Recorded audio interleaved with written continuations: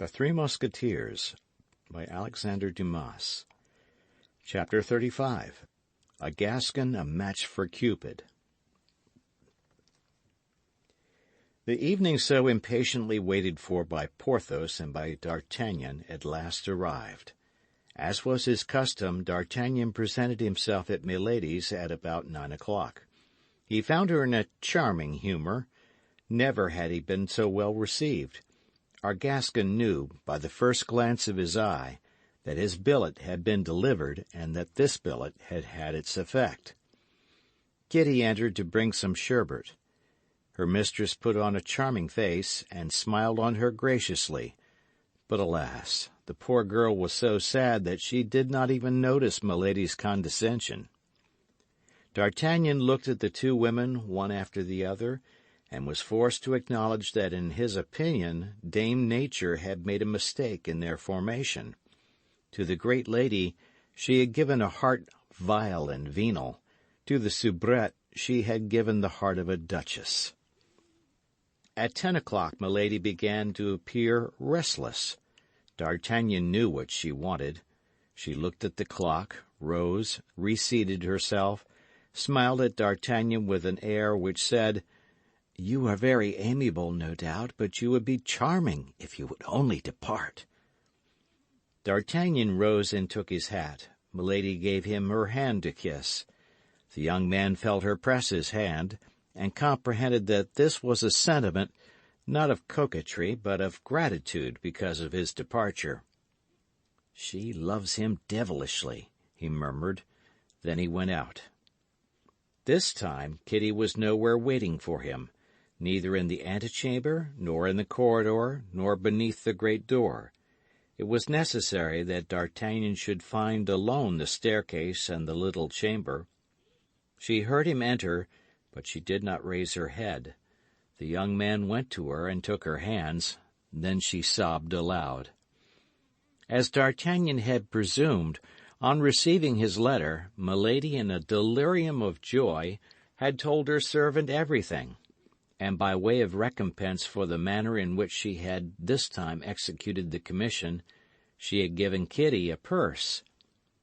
Returning to her own room, Kitty had thrown the purse into a corner, where it lay open, disgorging 3 or 4 gold pieces on the carpet. The poor girl, under the caresses of D'Artagnan, lifted her head. D'Artagnan himself was frightened by the change in her countenance. She joined her hands with a suppliant air, but without venturing to speak a word. As little sensitive as was the heart of D'Artagnan, he was touched by this mute sorrow, but he held too tenaciously to his projects, above all to this one, to change the programme which he had laid out in advance. He did not therefore allow her any hope that he would flinch, only he represented his action as one of simple vengeance. For the rest, this vengeance was very easy, for Milady, doubtless to conceal her blushes from her lover, had ordered Kitty to extinguish all the lights in the apartment, and even in the little chamber itself. Before daybreak, Monsieur de Wardes must take his departure, still in obscurity. Presently they heard Milady retire to her room. D'Artagnan slipped into the wardrobe. Hardly was he concealed when the little bell sounded. Kitty went to her mistress and did not leave the door open, but the partition was so thin that one could hear nearly all that passed between the two women.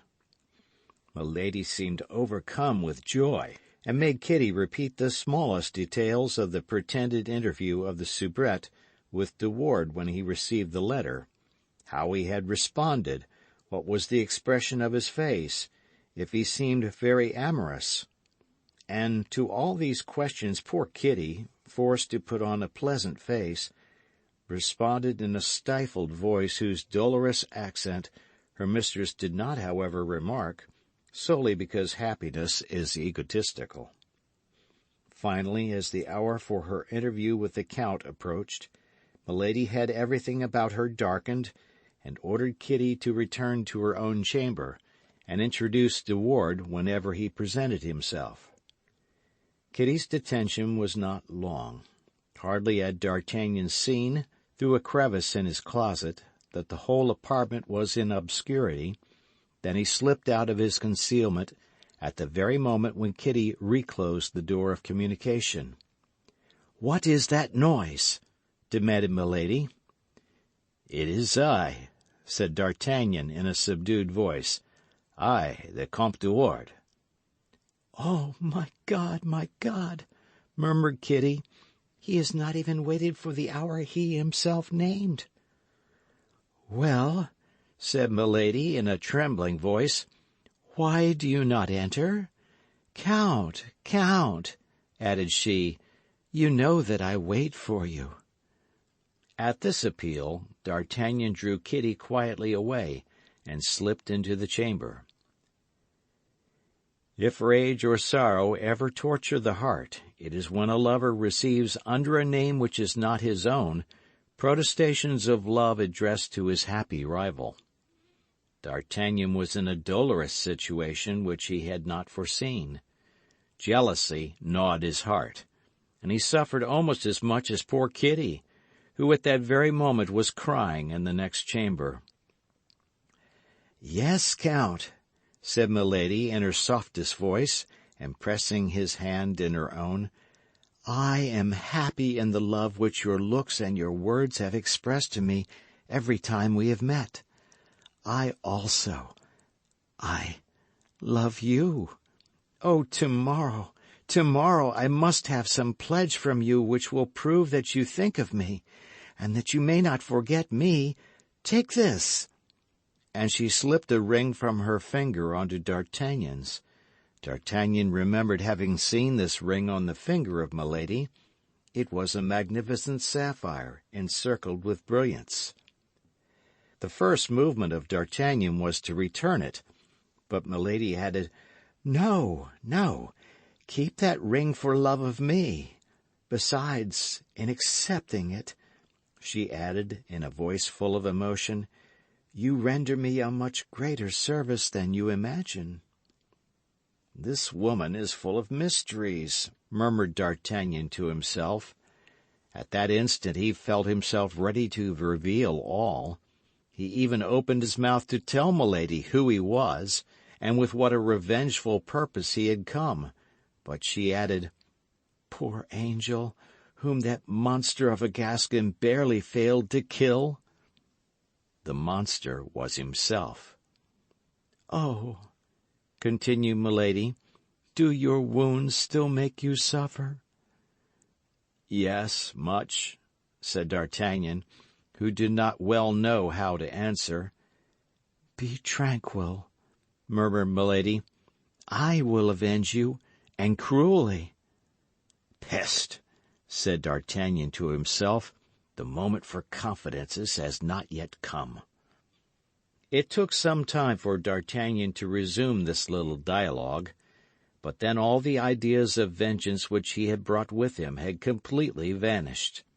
This woman exercised over him an unaccountable power. He hated and adored her at the same time.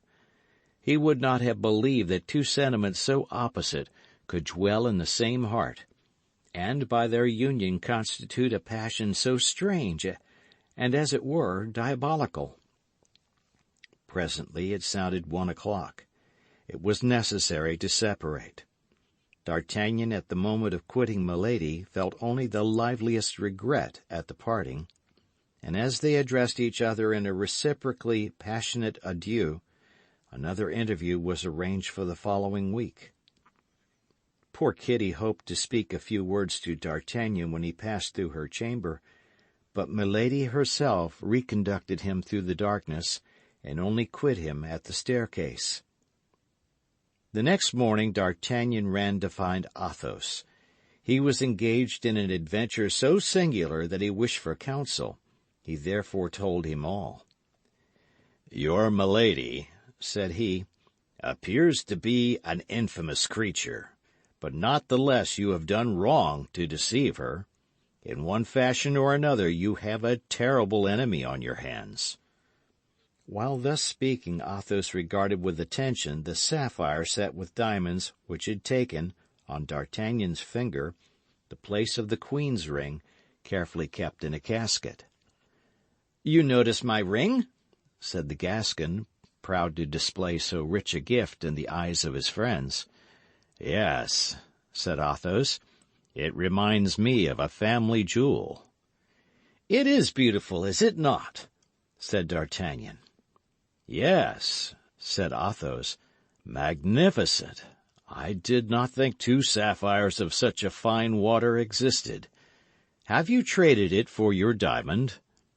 "No, it is a gift from my beautiful Englishwoman, or rather Frenchwoman, for I am convinced she was born in France, though I have not questioned her." "That ring comes from Milady?" cried Athos, with a voice in which it was easy to detect strong emotion. "Her very self. She gave it me last night. Here it is," replied D'Artagnan, taking it from his finger. Athos examined it and became very pale. He tried it on his left hand. It fit his finger as if made for it. A shade of anger and vengeance passed across the usually calm brow of this gentleman. "It is impossible it can be she," said he. "How could this ring come into the hands of Milady Clarik? And yet it is difficult to suppose such a resemblance should exist between two jewels." "Do you know this ring?" said D'Artagnan. "I thought I did," replied Athos, "but no doubt I was mistaken." And he returned D'Artagnan the ring without, however, ceasing to look at it. "Pray, D'Artagnan," said Athos after a minute, "either take off that ring or turn the mounting inside. It recalls such cruel recollections that I shall have no head to converse with you. Don't ask me for counsel. Don't tell me you are perplexed what to do. But stop! Let me look at that sapphire again. The one I mentioned to you had one of its faces scratched by accident." D'Artagnan took off the ring, giving it again to Athos. Athos started. "Look," said he. "Is it not strange?" And he pointed out to D'Artagnan the scratch he had remembered. "But from whom did this ring come to you, Athos?" "From my mother, who inherited it from her mother. As I told you, it is an old family jewel." "And you sold it?" asked D'Artagnan, hesitatingly. "No," replied Athos, with a singular smile. "I gave it away in a night of love, as it has been given to you." D'Artagnan became pensive in his turn. It appeared as if there were abysses in Milady's soul whose depths were dark and unknown. He took back the ring, but put it in his pocket and not on his finger. "D'Artagnan," said Athos, taking his hand, "you know I love you. If I had a son, I could not love him better. Take my advice. Renounce this woman. I do not know her, but a sort of intuition tells me she is a lost creature, and that there is something fatal about her." "You are right," said D'Artagnan. "I will have done with her. I own that this woman terrifies me." "Shall you have the courage?" said Athos. "I shall," replied D'Artagnan, "and instantly." "In truth, my young friend, you will act rightly," said the gentleman, pressing the Gascon's hand with an affection almost paternal. "And God grant that this woman, who has scarcely entered into your life, may not leave a terrible trace in it." And Athos bowed to D'Artagnan like a man who wishes it understood that he would not be sorry to be left alone with his thoughts. On reaching home, D'Artagnan found Kitty waiting for him. A month of fever could not have changed her more than this one night of sleeplessness and sorrow. She was sent by her mistress to the false De Wardes. Her mistress was mad with love, intoxicated with joy. She wished to know when her lover could meet her a second night, and poor Kitty, pale and trembling, awaited D'Artagnan's reply. The counsels of his friend, joined to the cries of his own heart, made him determine, now his pride was saved and his vengeance satisfied, not to see Milady again. As a reply, he wrote the following letter. "Do not depend upon me, madame, for the next meeting. Since my convalescence I have so many affairs of this kind on my hands that I am forced to regulate them a little. When your turn comes, I shall have the honor to inform you of it. I kiss your hands, Comte de Ward." Not a word about the sapphire. Was the Gascon determined to keep it as a weapon against Milady? Or else, let us be frank, did he not reserve the sapphire as a last resource for his outfit?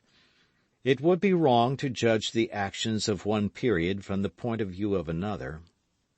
That which would now be considered as disgraceful to a gentleman was at that time quite a simple and natural affair, and the younger sons of the best families were frequently supported by their mistresses.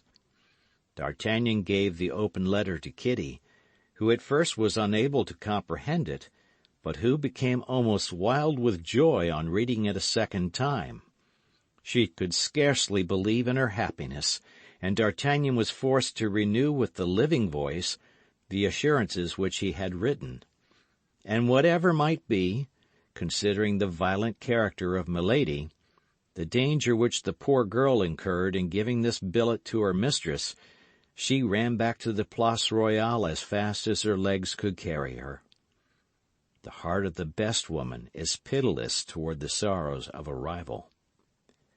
Milady opened the letter with eagerness equal to Kitty's in bringing it, but at the first word she read, she became livid. She crushed the paper in her hand, and turned with flashing eyes upon Kitty. She cried, "What is this letter?" "The answer to Madame's," replied Kitty, all in a tremble. "Impossible!" cried Milady. "It is impossible a gentleman could have written such a letter to a woman." Then all at once, starting, she cried, "My God, can he have—" And she stopped. She ground her teeth. She was of the color of ashes.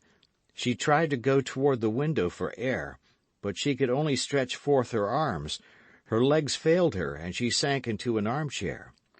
Kitty, fearing she was ill, hastened toward her and was beginning to open her dress, but Milady started up, pushing her away. "What do you want with me?"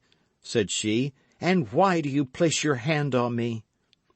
"I thought that Madame was ill, and I wished to bring her help," responded the maid, frightened at the terrible expression which had come over her mistress's face.